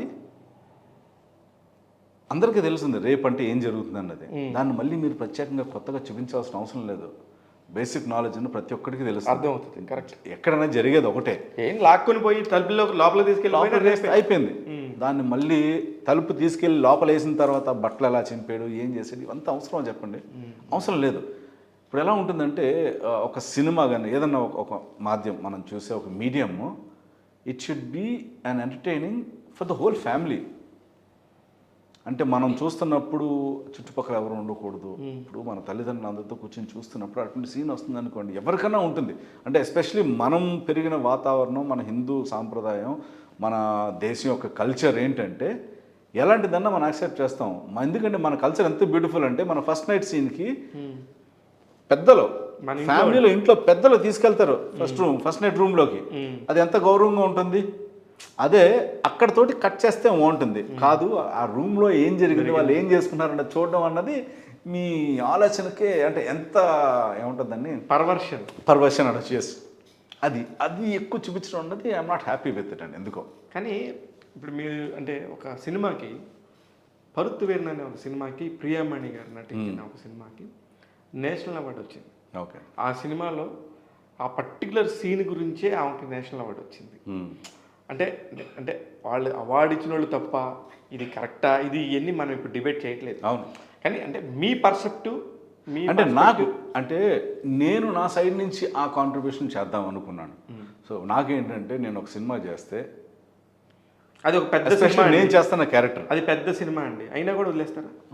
ఓ ప్రిన్సిపల్స్ కదండి. ఓకే, ఇప్పుడు ప్రిన్సిపల్ అనేది అంత పెద్ద సినిమా, చిన్న cinema, hit cinema, flop cinema is not at all my target sir. The journey of acting, the journey of my career is what gives me the pleasure. ప్రతిరోజు షూటింగ్కి వెళ్ళడం, ఒక కొత్త క్యారెక్టర్ నాలో నేను బయటకి తీసుకురావడం, that is what I enjoy. అందుకని కెరీర్లో ఉన్నాను తప్ప ఒక హిట్ కొట్టేసాము ఏంటి సార్, ఒక హిట్ దాని తర్వాత you still have to give another hit. So ఇండస్ట్రీలో ఉండాలంటే కంటిన్యూస్ చేసుకెళ్తాను. ఇది అక్కడ ఆగే ప్రాసెస్ కాదు sir, journey is my career, that is what I enjoy. Super sir, నేను కూడా ఎప్పుడు ఐ రెస్పెక్ట్ జర్నీ. జర్నీనే మనం ఏం సంపాదించాం, మనం ఏం చేసామంటే ఎవరికి ఏం చెప్పడానికి కుదరదు. ఓన్లీ మనం తీసుకొచ్చిన ట్రావెల్ చేసి వచ్చిన ప్లేసే చెప్ప. కొత్త ప్లేస్కి వెళ్తాం, ఒక కొత్త క్యారెక్టర్, కొత్త కాస్ట్యూమ్, కొత్త వేషధారణ, అంత అంటే every day is exciting. So this is what I love in this industry. ఇన్ని రోజుల ఈ జర్నీలో మీరు ఎప్పుడు ఇలాంటి క్యారెక్టర్ చేయలేదా? ఎలాంటిదండి? మీరు చెప్పిన రేప్ క్యారెక్టరు ఇనిషియల్లో ఫస్ట్ నైట్ సీన్స్ లాంటివి చేశాను. బట్ అంటే నాకు అంత నాలెడ్జ్ లేనంత వరకు చేసాం. తర్వాత ఐ స్టార్టెడ్ రియలైజింగ్. ఓకే, ఎప్పటి నుంచి వచ్చింది ఈ రియలైజేషన్? మేబీ ఆల్మోస్ట్ ఒక 10-15 years నుంచి అండి. పాప పుట్టినప్పటి నుంచి? అలా అని కాదు, ముందు నుంచి, మ్యారేజ్ అవ్వకముందు నుంచి. మ్యారేజ్ అవ్వకముందు నుంచి అండి. Very good. మీది లవ్ మ్యారేజా అరేంజ్డ్ మ్యారేజ్? లవ్ మ్యారేజ్ అండి. Love marriage. ఓకే, మేడం ఎక్కడ పరిచయం మీకు? ఇక్కడ హైదరాబాద్, అంటే ఇండస్ట్రీకి రాకముందు నుంచి మాకు పరిచయం ఉంది. ఓకే. సో నేను ఇండస్ట్రీకి రావడం వల్ల కొంచెం టైం పట్టింది పెళ్ళికి కూడా అవ్వడానికి. ఓకే, ఇంట్లో వాళ్ళు ఒప్పుకున్నారా సార్? ఈజీగా ఒప్పించుకుని ఇద్దరు ఇంట్లో ఒప్పించి. ఓకే, కొంచెం లవ్ స్టోరీ చెప్పండి సార్. బేసికలీ మన సినిమాలో చూస్తున్న కథేనండి ఇది, అంతకు మించి ఏం లేదు. ఇద్దరు ఇష్టపడ్డాం, కానీ ఏంటంటే తల్లిదండ్రులు బ్లెస్సింగ్స్ లేకుండా పెళ్లి చేసుకోకూడదు. Very good. లేచిపోయి పెళ్లి చేసుకోవడం కానీ, పారిపోయి పెళ్లి చేసుకోవడం, సీక్రెట్గా రిజిస్టర్ మ్యారేజ్లో అవన్నీ వద్దు. వాళ్ళు ఎప్పుడు ఒప్పుకుంటారో అప్పుడే చేసుకుందాం. సో అప్పటివరకు వెయిట్ చేద్దాం. సింగపూర్ నుంచి రాగానే లవ్లో ఉన్నారు? అంత ఎగ్జాక్ట్ కాదండి. సింగపూర్ వచ్చిన తర్వాత కూడా చాలా జర్నీ నా కెరీర్లోని. నా కెరీర్ ఎప్పుడు కూడా కాన్స్టెంట్ లేదు. ఎక్కువ సంవత్సరాలు ఉన్నది నేను ఫిల్మ్ ఇండస్ట్రీలోనే. Okay okay. సో సింగపూర్ నేను చదివింది మెకాట్రానిక్స్, నేను జాబ్ చేసిందేమో structural and steel designing. Okay. దాని తర్వాత కంప్యూటర్స్లోకి రావడం, అక్కడి నుంచి మళ్ళీ ఒక హైదరాబాద్లో ఒక సాఫ్ట్వేర్ కంపెనీ ఫ్రెండ్ వాళ్ళు పెడితే దాన్ని కొన్ని రోజులు చూసుకోవడం. ఈ లోపునే నాకు కోర్సులు చేస్తూనే ఈ లోపు నేను సడన్గా తెలియకుండానే యాక్టర్ అయిపోవడం. యాక్టర్ అయిన తర్వాత మళ్ళీ కొన్ని బిజినెస్లు చేస్తూ చాలా జర్నీ అండి. సో ఇది ఒక్కటే కాన్స్టెంట్ ఎక్కువ అలా వెళ్తా ఉంది. అవును, ఎందుకంటే మనం ఇష్టపడి చేస్తున్నాం ఇది. Correct correct. అయితే లవ్ మ్యారేజ్కి సంబంధించి అసలు ఎలా పరిచయం, ఎలా ఏంటి? త్రూ కామన్ ఫ్రెండ్స్ అండి. Okay. Through common family friends. And మొదట మీరు చెప్పారా మేడం చెప్పారా? వెళ్ళి మ్యారేజ్ నేనే అడిగాను. ఓకే. సో అంటే ఇంకా మనకి ఏంటంటే ఒక డెసిషన్ తీసుకున్నాం లైఫ్లో. డెసిషన్ తీసుకున్నప్పుడు ఓకే ఈ వ్యక్తి మాకు నచ్చింది, ఈ వ్యక్తితో నేను లైఫ్ అంతా ట్రావెల్ చేయాలనుకుంటున్నప్పుడు ఇంకా మళ్ళీ దీనికి ఇంకెందుకు డైరెక్ట్గా అడిగాను. I'm not a guy who say I love you అని తిప్పి తిరిగే టైప్ కాదు. Will you marry me, is it okay? Yes, he said yes, and that's it. మేమిద్దరం డెసిషన్ తీసుకున్నాం. తర్వాత ఇంట్లో వాళ్ళు డెసిషన్ తీసుకోవడానికి చాలా టైం పట్టింది. సో వాళ్ళని కన్విన్స్ చేసి, మీరు ఒక్కడే కొడుకు, ముద్దుగా గారవంగా పెరిగి, మా ఇంట్లో నేను కన్విన్స్ చేసుకోగలను. ఎందుకంటే నేను మా ఇంట్లో వాళ్ళు తెలుసు కాబట్టి, నా గురించి తెలుసు కాబట్టి, నా డెసిషన్ ఎలా ఉంటుందో తెలుసు కాబట్టి ఫాస్ట్గా తొందరగా ఒప్పుకున్నారు. వాళ్ళ ఇంట్లో ఏంటంటే ఇండస్ట్రీలో ఉన్న అబ్బాయిలు వాళ్ళు ఏవో చదువుతారు మ్యాగజైన్స్లో సగం సగం అంతా కాంట్రవర్సీ సోదే ఉంటుంది, అది నిజం కాదు. ఒక్కటి కూడా నిజం ఉండదు, వాస్తవంలో ఉండరు. అవునండి. సో అలా ఏదేదో ఊహించేసుకొని వీళ్ళు సినిమా వాళ్ళు అంటే రోజు పబ్బుల్లో తిరుగుతారు, క్లబ్బుల్లో తిరుగుతూ ఉంటారు. ఇదే నేను ఎక్కడ తిరుగుతుంటే క్లబ్లో, వాస్తవంలో అది జరగదు. మాకు ఫ్యామిలీలు ఉంటాయి, మాకు ఇంట్లో వాళ్ళు ఉంటారు, ఒక ఫ్యామిలీ, ఒక బాండింగ్, అది అంటే ఒక రియాలిటీకి బయటకు వచ్చి ఏదో బతుకుతూ ఉంటారు చాలా మంది. అంటే సినిమాని చూస్తుంటారు వాళ్ళు, అంతే. రియల్ లైఫ్లో కూడా రియల్ లైఫ్నే చూస్తుంటారు తప్ప. So it took some time. And కోసం ఎన్నాళ్ళు పట్టింది? 6 years అండి, 5 to 6 years. Oh my God. And at the same time మా వైఫ్ కూడా she was working in UK for some time. Okay. So తన కెరీర్ పరంగా అక్కడికి వెళ్ళడం, దానివల్ల తన గ్రోత్ వస్తుంది. సో అది మంచిది కదా. ఓకే. ఆమె ఐటీలో ఉన్నారు? ఐటీలో ఉన్నాను. ఓ వెరీ గుడ్. ఇప్పుడు కూడా స్టిల్ వర్కింగ్. ఓ వెరీ గుడ్. ఓ అసలుకి రవి వర్మ గారు అలాగ క్యారెక్టర్స్ అలా స్క్రీన్ మీద చూసినట్టు కాదు, పక్కా ఫ్యామిలీ జెంటిల్మెన్. ఫ్యామిలీ మ్యాన్ అండి, పక్కా ఫ్యామిలీ మ్యాన్. అండ్ షూటింగ్ వరకు నేనండి మాది. Rest and all is like normal. Madam enjoy చేస్తారా యాజ్ ఆర్టిస్ట్గా మిమ్మల్ని? అస్సలు చేయదు. అంటే వాళ్ళకి ఏంటంటే వాళ్ళ ప్రైవసీ పోతూ ఉంటుంది. ఓకే. సో వాళ్ళకి మా ఇంట్లో ఏంటంటే మా వైఫ్ కానీ మా డాటర్ కానీ ఇద్దరికి నా సినిమాలు చూడడం ఇష్టం లేదు. సినిమాల గురించి ఎక్కువ అడిగినా సరే వాళ్ళకి దే డోంట్ నో ఎనీథింగ్, వాళ్ళు పట్టించుకోరు. ఓకే. నా కెరియర్ నాది, వాళ్ళ కెరియర్ వాళ్ళది. అందరు కలిసి ఈవినింగ్ పూట హ్యాపీగా ఉంటారు అంతే. వీకెండ్ మాత్రం yes, it's a family day, కలిసి ఎంజాయ్ చేయాలి. ఇయర్లీ ఎక్కడో చోటకి ఒక హాలిడే కంపల్సరీ వెళ్ళాలి. ఎన్ని కంట్రీస్కి వెళ్ళి ఉంటారు? తక్కువేనండి, ఎక్కువ ఏషియన్ కంట్రీస్ తిరిగాం. ఇంకా యూరోప్ ఉంది, యూఎస్ ఉంది. ఇంకా అంటే నేను తిరిగాను. సో ఫ్యామిలీతో తిరిగింది తక్కువ అనమాట. సినిమా ఇండస్ట్రీలో పరిచయాలు, పరిచయస్తులు కొంచెం బాగా మనసుకు దగ్గరైన వాళ్ళు ఉంటారు. ఈ బ్యాచెస్లో మీకు ఆర్టిస్ట్ పరంగా కానీ మీ పర్సనాలిటీని చూసి కానీ ఇష్టపడిన హీరోలు కానీ కొంచెం పెద్ద స్టార్స్ కానీ ఎవరో ఉంటారు? ఎవరితో మీరు బాగుంటారు? అంటే నేను మరి అంత క్లోజ్గా అయితే ఫిల్మ్ ఇండస్ట్రీలో చాలా తక్కువ మెంబర్స్ అండి. అది ఎలా సార్ సాధ్యం? నాకైతే ఇప్పుడు నేను మీతో తిరుగుతున్నాను, మాకు మీతోనే తిరుగుతూ ఉంటాం, అది ఎలా ఉంటుంది నాకు అదే అర్థం. అంటే నాకు ఎలా ఉంటుందంటే సార్, బేసికలీ చాలా చోట్ల నోటీస్ చేసింది అంటే ఒక గ్రూప్లోకి వెళ్ళడానికి okay they do some gimmicks. Okay. అవి మనకు రావు. ఓకే. మీకు రావు గిమిక్స్? అస్సలు రావు. వస్తే ఈరోజు ఇక్కడ ఎందుకు ఉంటామండి, ఈ స్టేజ్లో కాదు ఇంకెక్కడో ఉండాలి అప్పుడు మనం. ఓకే. సో జనరల్గా ఒక పరిచయం, సో కొంచెం ఎక్కడ కనిపించినా ఎంతో రెస్పెక్ట్ఫుల్గా ఆప్యాయతతో మాట్లాడే వ్యక్తుల్లో ఫస్ట్ ఉండేది జగపతి బాబు గారు. కరెక్ట్. చాలా. ఎందుకంటే ఇంచుమించు మేబీ నేను ఇలా ఈరోజు ఉండడానికి కూడా కారణం ఆయనేమో. నేను ఎక్కువ ఆయన ప్రిన్సిపల్స్ని ఫాలో అవుతాను, నాకు చాలా ఇష్టం ఆయన ప్రిన్సిపల్స్. ఆయనతో ఇప్పటికీ ఐ థింక్ 5 సినిమాలు 6 సినిమాలు చేశానండి ఆయనతోనే. Very good. సో నా కెరీర్ స్టార్టింగ్ నా 3rd మూవీ ఆయనదే, పందెం. ఓకే. సో అక్కడ పరిచయం ఆయన. కబడ్డీ మంచి హిట్ అయిన తర్వాత పందెం అక్కడ పరిచయం అండి. తర్వాత ఆయన విలన్గా మారే ముందు లాస్ట్ సినిమాకి ఆయన హీరో, నేను విలన్. ఓకే. ఓ మనిషి కదా అని, that was the last movie ఆయన హీరోగా చేశాను. ఓ మనిషి కదా. సో జర్నీ మాది చాలా ఉందన్నమాట. ప్రవరాకిడు మధ్యలో ఇంకోటి ఏదో చేసాము, అండ్ తర్వాత సైర నరసింహారెడ్డి. సో ఆ జర్నీ చాలా లాంగ్ ఉంది. అండ్ బయట అప్పుడు కూడా పర్సనల్లీ కూడా అప్పుడప్పుడు కలుస్తూ ఉండేవాడిని. ఓకే. సో ఆయన కొంచెం ఆర్టిస్ట్గా ఏదైనా అడ్వైస్ కావాలన్నా ఏదైనా సరే ఆయన దగ్గర డైరెక్ట్గా ఫోన్ చేసి మాట్లాడతారు. సో అది. అండ్ డైరెక్టర్ వైజ్ అంటే చాలామంది ఉన్నారు. డియరెస్ట్ థిక్కెస్ట్ ఫ్రెండ్స్ లాగా అయితే ఒకే ఒకరు ఉన్నారండి, శశిధర్ అని. మేము కలిసి ఒక 2 షార్ట్ ఫిల్మ్స్ చేసాము. బాబాయ్ హోటల్ పెట్టాడా? లేదు. ఇప్పుడు రీసెంట్గా 100 అనే మూవీ ఒక డైరెక్ట్ చేశాడు Shashidhar. Okay. So we are together అంటే నేను ఇండస్ట్రీకి వచ్చిన స్టార్టింగ్ నుంచి నాకు పరిచయం. ఓకే. ఆ శశి అన్న.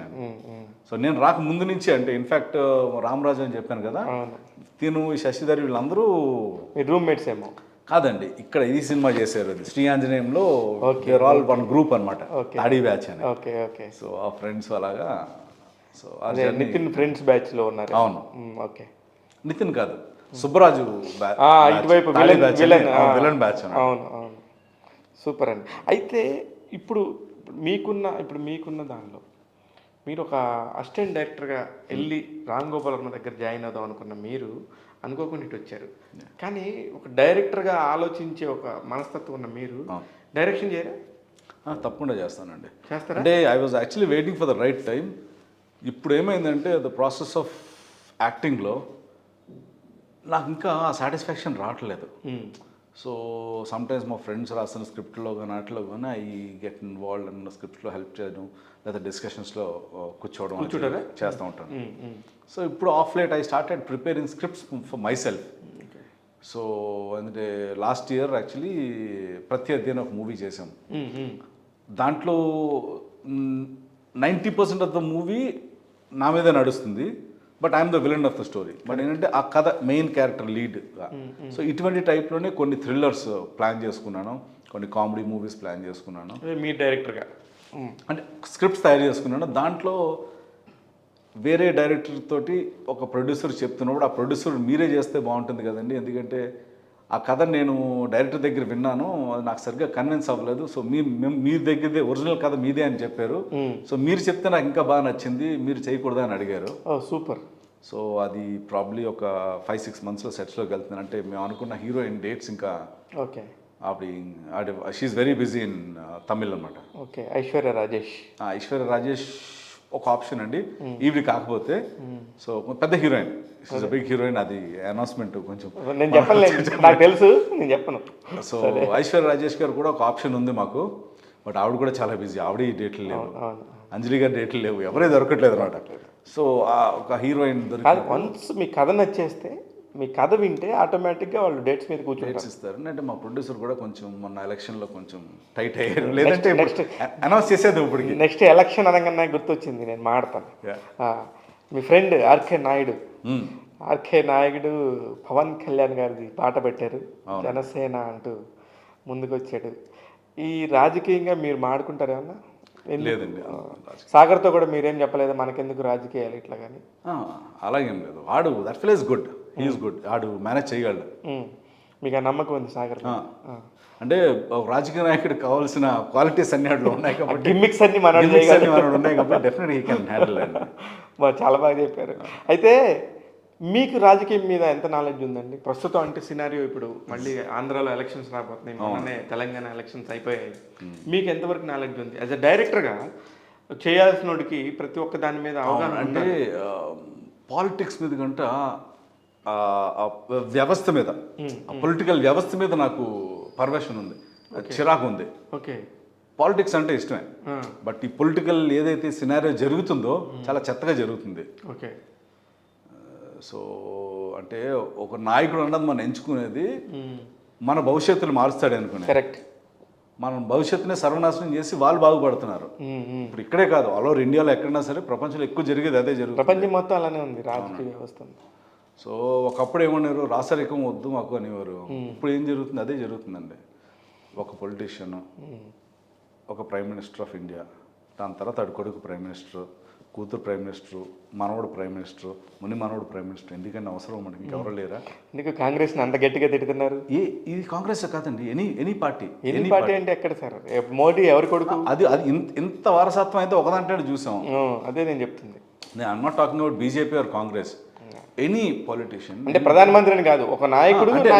ఎగ్జాంపుల్ ఇది ఒకటే దొరికింది ఇంత పెద్ద ఫ్లోలో. ఎక్కువ నాకు తెలియదు, మిగతా వాళ్ళందరూ చేస్తే తండ్రుల తర్వాత కొడుకులు, మేబీ అల్లుళ్ళు రావచ్చు, వాళ్ళు రావచ్చు. పాలిటిక్స్ లో ఉండే నెపోటిజం చాలా ఎక్కువ ఉంటుంది. మళ్ళీ వాళ్ళు సినిమా వాళ్ళ గురించి మాట్లాడతారు, నెపోటిజం. సినిమా వాళ్ళంటే గట్టిగానే కోపం వస్తుందా? చాలా కోపం వస్తుందండి. ఎందుకంటే అమాయకంగా దొరికింది మేమే, ఈజీగా పబ్లిసిటీ, జనాలు ఇంట్రెస్ట్ చూపించింది మా మీదే, రాయేసేది ఈజీగా. 90% చెప్తున్నానండి, రోడ్డు మీద రోజు డ్రింక్ అండ్ డ్రైవ్ జరుగుతుంది. 100,000 మంది దొరుకుతారు, వాడిని ఎప్పుడే పట్టించుకోవడం.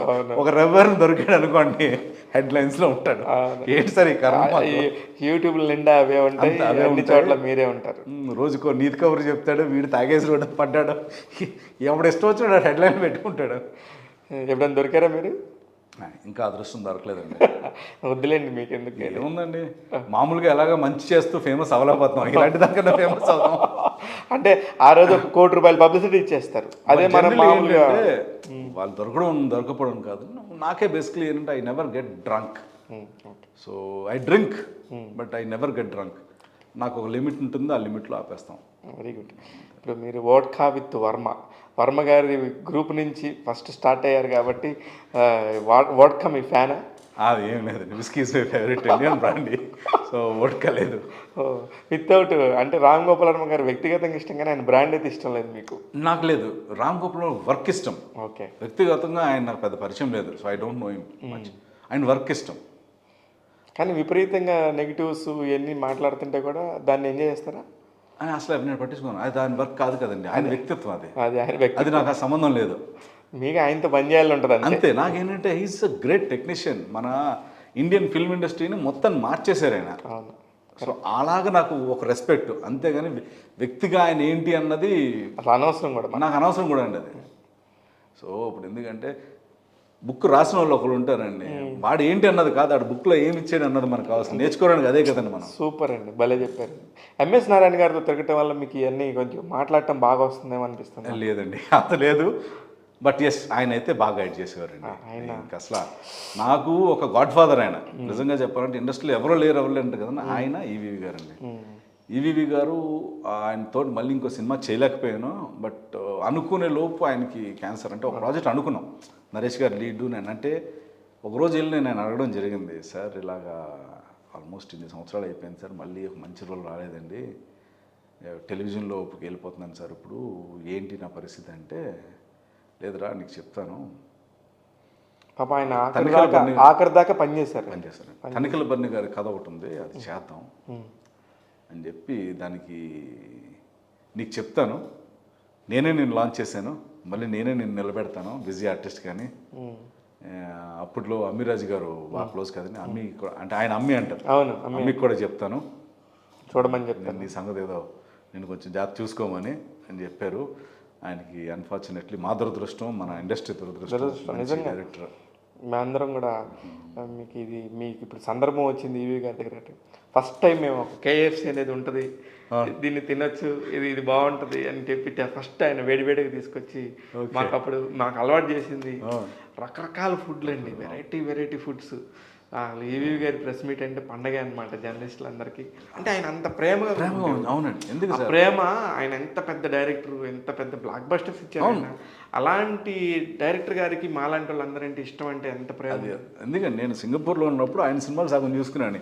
ఆయనవి, రాజేంద్ర ప్రసాద్ గారివి నా కలెక్షన్ ఉండేది. వంశీ గారి సినిమాలు, జంజాల గారి సినిమాలు. ఎప్పుడన్నా హోమ్ సిక్ అయ్యి ఇంట్లో వాళ్ళు గుర్తొస్తున్నప్పుడు ఈ సినిమాలు పెట్టుకుని చూడడం, నవ్వుకోవడం, మళ్ళీ అది మర్చిపోవడం. So back to our routine అనమాట. సో అటువంటి వ్యక్తితో నేను వర్క్ చేయగలిగానంటే వెరీ హ్యాపీ అన్నప్పుడు. లవ్ మ్యారేజ్ అన్నారు, ఇప్పుడు మీరు అందంగా ఉంటారు, సినిమా ఇండస్ట్రీలో తిరుగుతూ ఉంటారు, మీ ఇంట్లో వాళ్ళకి మీ మీద ఎటువంటి ఏమి ఉండదు? ఈ విషయంలో బట్టి అందరికీ ఇంట్లో కాన్ఫిడెంట్ అండి, మన గురించి తెలుసు, మన నేచర్ తెలుసు. అదే. సో అందుకని సో మనంతా ఏంటంటే, అంటే మన గురించి మన డబ్బా కొట్టుకోవడం కాదు, కానీ దే ఆల్ నో మీ అండి. సో నా నేచర్ తెలుసు, తెలిసిపోతుంది ఏముంది అక్కడ. మనం ఇలాంటి వాటికి ఒకదానికి కకృతి పడే రకం కాదు, మోసాలు చేసే రకం కాదు. So I'm happy. మనకు హ్యాపీనెస్ ఉన్నంత వరకు ఎందుకంటే మనకి వేరేది తెచ్చి మళ్ళీ పెట్టుకుని దాన్ని మళ్ళీ అనుభవించలేదు, నెత్తిని పెట్టుకొని ఎందుకండి అది. I'm happy with my life. నేను చెప్పాను కదండి, I think in a different way అండి. సక్సెస్ని ఎంజాయ్ చేయను నేను, ఆ జర్నీ ఆఫ్ సక్సెస్ ఉంటుంది చూస్తారు, దాన్ని ఎంజాయ్ చేస్తాను. Super. I'm like that. Success వస్తుంది, వెళ్ళిపోతుంది, అంతేనా. జర్నీ మాత్రం మనతోనే ఉంటుందండి. కరెక్ట్. ఇది బ్యూటిఫుల్ లైన్స్ అండి యాక్చువల్లీ. ఎందుకంటే మనం ఎన్నో చూసి వస్తాం కదా, సక్సెస్ అనేది ఒక్క సెకనే, ఆ సెకండ్ అయిపోయింది, కొట్టేశాడరా అనుకుంటే అయిపోయింది. వాట్ నెక్స్ట్ రేపేంటి, ఇంకొకటి వస్తారు కదా మన కాంపిటీషన్, మళ్ళీ వాడిని కొట్టాలి. So it is just a journey అండి, అంతే. బ్యూటిఫుల్ జర్నీ అండి మీది. At the same time me family మొత్తంలో మీకు బాగా సపోర్ట్ చేసేదారండి? ఫాదర్ అండి, father and my wife. So initially నేను ఇలా సినిమాల్లోకి వెళ్తున్నాను అన్నప్పుడు నాకు మా ఫాదర్కి ఒక ఒప్పందం జరిగింది.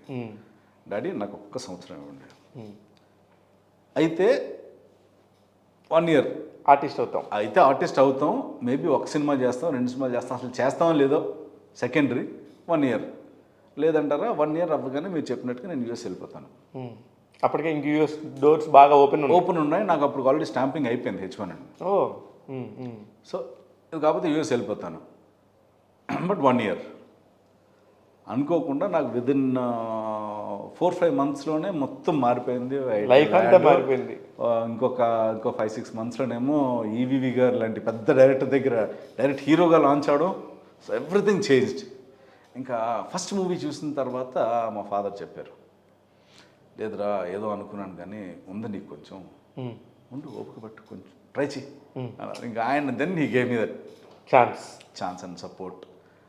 ఇనీషియలీ ఫైనాన్షియల్ సపోర్ట్ అవ్వచ్చు, మోరల్ సపోర్ట్ అవ్వచ్చు, అన్నీ బాగా ఇచ్చారు. ఎప్పుడైనా రిగ్రెట్ ఫీల్ అయ్యారా సార్?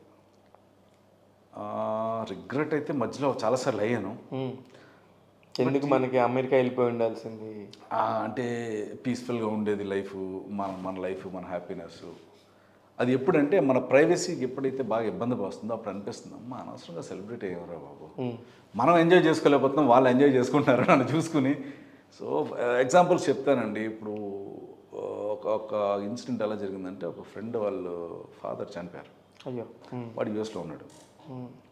కాల్ చేశారు, డాడీకి ఇలాగా స్ట్రోక్ వచ్చిందంట, నువ్వు కొంచెం చూసుకోరా, నేను రావడానికి నాకు ఇమీడియట్ టికెట్లు దొరకలేదు, అట్లీస్ట్ ఒక 12 to 1 day పడుతుంది, 24 hours పట్టొచ్చు రావడానికి, సో అంతవరకు నువ్వే తీసుకోనండి. ఈ ప్రాసెస్లో నేను చూసుకుంటుంటే ఆ కాలనీ మెంబర్స్ కావచ్చు, వాళ్ళు కొంతమంది రిలేషన్లు కావచ్చు, అక్కడికి వచ్చి అక్కడ నన్ను సెల్ఫీలు అడుగుతుంటే నాకు అనిపించింది, అరే ఇక్కడ ఈజ్ లైక్ మై ఫాదర్ ఉండి, ఫాదర్లీ పర్సన్. బికాస్ ఎందుకంటే నా చిన్నప్పటి నుంచి ఆయనతో మాకు ఆ జర్నీ ఉంది, ఫ్రెండ్ వాళ్ళ ఫాదర్. వీళ్ళు వచ్చి ఇక్కడ సెల్ఫీలు అంటే అక్కడ ఎలా ఇవ్వాలి, ఎందుకు even when my father passed away ఒక ఊర్లో, అయ్యో, నేను అక్కడ కూర్చుని మా ఫాదర్ దగ్గర బాడీ అంతా ఈ చితి అంతా తీసుకెళ్తుంటే అక్కడ కూడా జనాలు వీడియోలు తీస్తున్నారు. అనిపించింది వీళ్ళకి అసలు ఇంకా లేదు, ఇంకా ఎక్కడ సెల్ఫీలు తీయాలి, ఎక్కడ వీడియోలు తీయాలి, ఇప్పుడు అవి వెళ్ళి అసలు ట్రోల్ చేసుకుంటారా, వీడియోలు వేసుకుంటారా, ఏం చేసుకుంటారండి, వాళ్ళకి ఫాదర్ ఉంటారు, వాళ్ళ ఇంట్లో కూడా సేమ్ స్టోరీ కదా. అలాంటి చోట అనిపిస్తుంది అనమాట, బాగా సెలబ్రేట్ అవ్వకుండా ఉంటే బాగుండేదేమో, నా లైఫ్ నేను ఎంజాయ్ చేసుకునేవాడిని, నన్ను ఎవడో పట్టించుకునేవాడు కాదు. సో నేను ఒకటిని కొట్టాను ఇప్పుడు 2010లో, వేటూరు సుందరరామూర్తి గారు చనిపోయారు. సెలబ్రిటీలు అందరూ వస్తూ ఉన్నారు, పొద్దున్న ఎర్లీ మార్నింగ్ 6-6:30కి మోకాలు కడుక్కోకుండా, పెద్ద ఆయన అందరూ రెస్పెక్ట్, ఆయన పాటలు వింటూ పెరిగాం అలా ఇలా అని సెలబ్రిటీలు వస్తున్నారు. ఒక 7-7:30 అప్పుడు సుమా రాజు కనకాల వచ్చారు. వాళ్ళు మామూలుగా వచ్చారు, మామూలు మేకప్ లేకుండా ఎలా ఉంటాం. ఇప్పుడు ఒక ఇంటర్వ్యూ కంటే ఒకలాగా రెడీ అవుతాం, మామూలుగా అయితే ఒకలాగా రెడీ అవుతాం, మా షూటింగ్ అయితే ఒకలాగా రెడీ. అక్కడికి వచ్చి ఫోటోలు తీస్తున్నారు, ఒక పక్క డెడ్ బాడీ, ఇంకో పక్క ఈ అమ్మాయి ముఖం. నాకు విపరీతమైన కోపం, నాకు వీళ్ళందరూ ఫ్యామిలీస్ లాగా ఉంటారు కాబట్టి వాళ్ళే కోపం వచ్చి అండి ఫ్యాట్ పని కొట్టాను ఆ రోజు. నాకు బాగా గుర్తు, అప్పుడు అనిపించింది సెల్ ఫోన్లో కెమెరా లేకపోతే ఎంత బాగుండేది, మీలాంటి వాళ్ళందరికీ ఎంత ఉపయోగం ఉండేది అనిపించింది. సో చాలా మంది కామెంట్ చేస్తూ ఉంటారు, బాలకృష్ణ గారు ఇలా కొడతారు అలా కొడతారు, తప్పులేదు, ఎందుకు కొట్టరు, నాలాంటి వాళ్ళకి ఇరిటేషన్ వస్తుంది, ఆయన లాంటి స్టార్స్కి రాదండి చెప్పండి. ఎందుకు అలీ గారు ఉంటారు కదా సార్, మధ్య మధ్యలో వెళ్తూ ఉంటాయి కదా, ఆయన ప్రమేయం ఉండదు, ఆయన మీద పడిపోయి సెల్ఫీలు తీసుకుంటారు. ఈయన ఆగంటారు అని లోపు కూడా వినరు, ఎలా ఎలా మీద పడిపోతూ ఉంటారు, అసలు వాళ్ళ ఇష్టం. అది నిజంగానే కొంచెం ఇప్పుడు కూడా 2024లో కొంచెం కంట్రోల్ అయ్యి జనాలకి అర్థమైంది, వాళ్ళు కూడా మనుషులే. లేదు, నేను రోజుకి ఇంకా వర్స్ట్ అవుతుంది. ఇప్పుడు ఏం చేసామంటే ఇంకా సర్లే ఏదో చేసుకొని మనగా మా ఇంట్లో వాళ్ళకి అదే మెయిన్, అంటే వాళ్ళకి ఏంటంటే they need their private space. So ఇప్పుడు అందువల్ల వాళ్ళు అక్కడ ఇబ్బంది పడుతూ ఉంటారు అనమాట, అంతే తప్ప మిగతా ఏ రిగ్రెట్స్ లేవు. ఏం రిగ్రెట్స్ లేవండి. సో సార్ ఎటువంటి క్యారెక్టర్ చేస్తే మీ లైఫ్లో బా ఇది నాకు చాలా లైఫ్ అనిపించే ఒక క్యారెక్టర్? సార్ అది అయితే ఇప్పుడు దాకా ఏం లేదండి.